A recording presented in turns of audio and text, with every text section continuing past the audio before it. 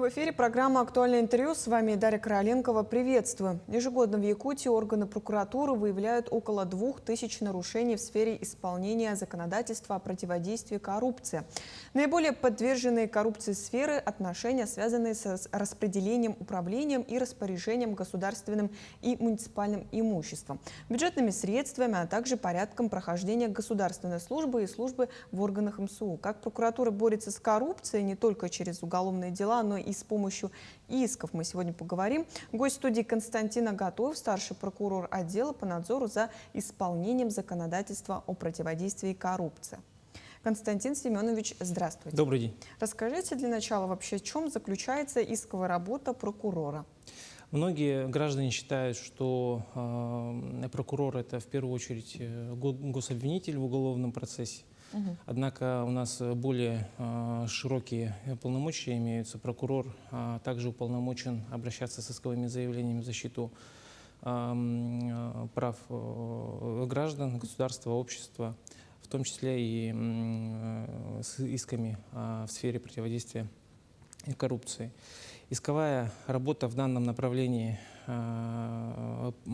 прокурорами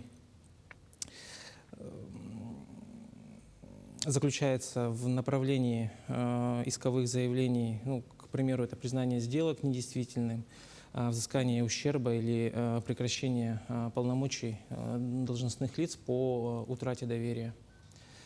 В сфере противодействия коррупции это особенно важно, потому что коррупция – это у нас не только преступление, это еще и системный урон экономике, бюджету и степени доверия граждан органам власти.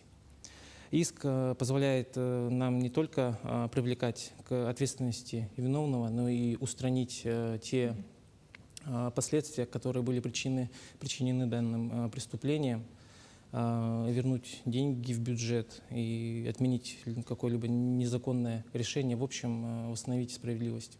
А какие конкретные иски чаще всего попадаются в делах о коррупции? Исков достаточно много, все зависит от ситуации, но в первую очередь это, конечно, иски о взыскании причиненного ущерба материального, в доход государства. Например, это если чиновник похитил или растратил бюджетные средства, мы подаем исковое заявление о взыскании причиненного бюджету ущерба. Еще есть иски о признании сделок недействительными, которые были у нас заключены в условиях конфликта интересов. Это, например, когда муниципальное должностное лицо по заниженной цене продало муниципальное имущество близкому родственнику.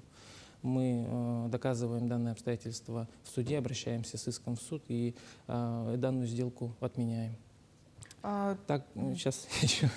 Также у нас есть иски о конфискации имущества, которое было приобретено на неподтвержденные доходы. То есть когда у человека есть определенный законный заработок, и мы сопоставляем его с расходами, которые он производил за продолжительное время, мы также делаем вывод, что это имущество, какое-либо дорогостоящее имущество, автомобили и так далее, были приобретены на неподтвержденные доходы, соответственно, они незаконно получены, и мы их также через суд конфискуем. И, наконец, у нас еще есть иски об изменении основания увольнения. Это тот случай, когда гражданин, чиновник, допустим, в отношении него начинается проведение служебной проверки, которая не успевает оканчиваться, поскольку он самостоятельно напишет рапорт об увольнении, заявление об увольнении, и до окончания проверки увольняется, и, соответственно, с основанием по собственному желанию. В данном случае органы исполнительной власти, госвласти и так далее, муниципальной власти, они обязаны направлять данные сведения в органы прокуратуры, где мы в дальнейшем уже проводим по данному факту эту проверку и, соответственно, изменяем через суд также основание увольнения гражданина на утрату доверия. Получается, иск подается даже если уголовное дело уже завершено? Да, это ключевой момент. Здесь уголовное наказание и гражданская правовая ответственность у нас это разные вещи. Осужденный может получить срок, но это не означает, что ущерб был возмещен. Например, по одному делу у нас чиновник похитил 2 миллиона рублей и был осужден. Он получил 5 лет колонии, но где деньги, да, которые он украл? Если мы не подаем иск, то есть они оседают в карманах, они, грубо говоря, остаются у него. Поэтому в рамках уголовного дела мы уполномочены в соответствии со статьей 44 Уголовного процессуального кодекса направления гражданского иска, либо, если уже мы имеем на руках обвинительный приговор, это также в рамках статьи 45 Гражданского процессуального кодекса исковое заявление о взыскании ущерба.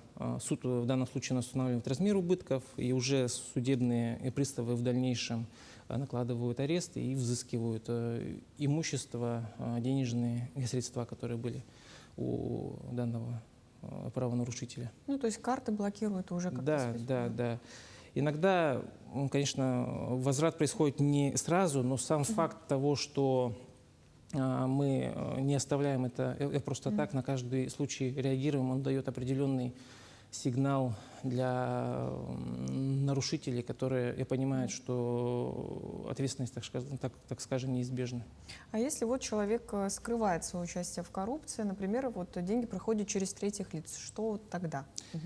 Такие факты тоже в практике у нас не встречаются. Прокуроры совместно со следственными органами, с органами Росфинмониторинга, с налоговыми службами анализируют, получается, финансовые потоки, выявляют признаки притворных сделок, заключение фиктивных договоров.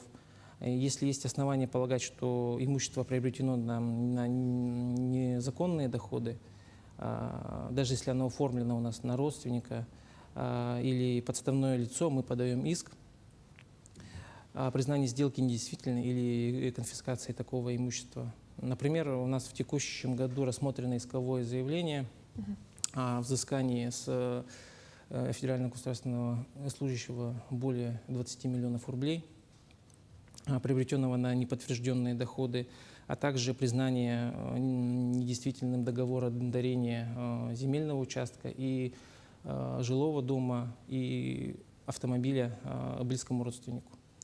То есть он, таким способом он уже пытался скрыть это имущество. Прокуратуре, учитывая его доход, удалось доказать в суде, что данное дорогостоящее имущество было приобретено на неподтвержденные доходы, то есть его доходы явно не соответствовали его расходам. В связи с чем суд исковое заявление удовлетворил. Мы, во-первых, признали договор дарения недействительным, эффективно обратно вернули ему это имущество, и уже вторым исковым требованием это имущество обратили в пользу, в доход, точнее, Российской Федерации. То есть эту недвижимость вы отдаете обратно? Или 20 миллионов как потом взимается? Нет, смотрите, стоимость имущество составило 29 миллионов рублей земельного участка, дорогостоящее автомобильно-транспортное средство и жилой дом. И с учетом его законных доходов данные предметы имущества он не мог себе позволить никак. Поэтому в связи с чем он их приобретал, а затем передавал в собственность близкому родственнику, чтобы скрыть факт владения. И в связи с тем, что данное имущество у нас получено незаконным путем, да, мы в соответствии с действующим федеральным законодательством, в соответствии с сложившейся судебной практикой, уполномочены определять такие требования именно об обращении в доход Российской Федерации, федеральной собственности данные предметы имущества. А могут ли прокуроры подавать иски до того, как преступление совершено, чтобы его предотвратить? Да, это очень важная наша функция, профилактика коррупции. Например, когда заключаются у нас государственные либо муниципальные контракты, в условиях конфликта интересов с близкими родственниками или свойственниками, так называемыми, и так далее.